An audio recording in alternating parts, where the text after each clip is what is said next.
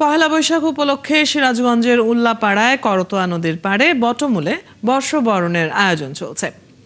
মাঠে শুরু হয়েছে 3 দিনের গ্রামীণ মেলা। দীর্ঘ 17 বছর মেলা বন্ধ থাকার পর চালু হওয়ায় দর্শনার্থীদের কৌতূহল ও উপচে পড়া ভিড় বেড়েছে।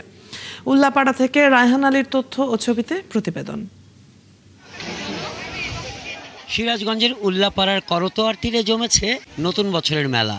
দীর্ঘদিন পর ঘুরছে নাগরদোলা।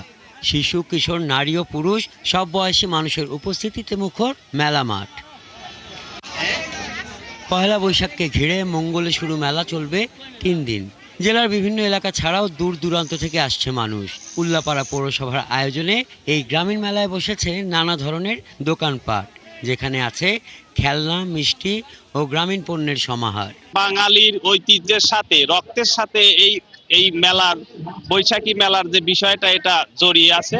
আমরা এই যে নতুন শাড়ি পরেছি, ফুল দিয়ে হাতে সেজেছি, তারপরে আমরা ঘুরছি, আমাদের অনেক ভালো লাগছে। আসলে আমাদের একটা অন্যরকম ভালো লাগা। প্রতি বছরই যেন তারা এই প্রাণের উৎসবটি বারবার আয়োজন করে এবং বাঙালিদের যেন একটি মিলন মেলা, উল্লাপাড়াবাসীর যেন একটা মিলন মেলায় পরিণত হয়। এই মেলাতে সকল ধর্ম, বর্ণ সবকিছুর ভেদাভেদ ভুলে মানুষ এই মেলাতে মিলিত হয়।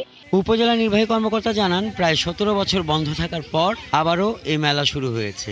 আমরা সরকারের পৃষ্ঠপোষকতায় এবং সরকারের দিক নির্দেশনায় এই অনুষ্ঠানটা এবার নতুন করে শুরু করছি।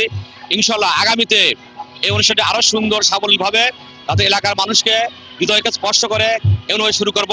মেলার পাশ দিয়ে বয়ে যাওয়া করতোয়া নদী ও রেল সেতু দর্শনার্থীদের বাড়তি আকর্ষণ হয়ে উঠেছে। হাসান আহমেদ, ৭১।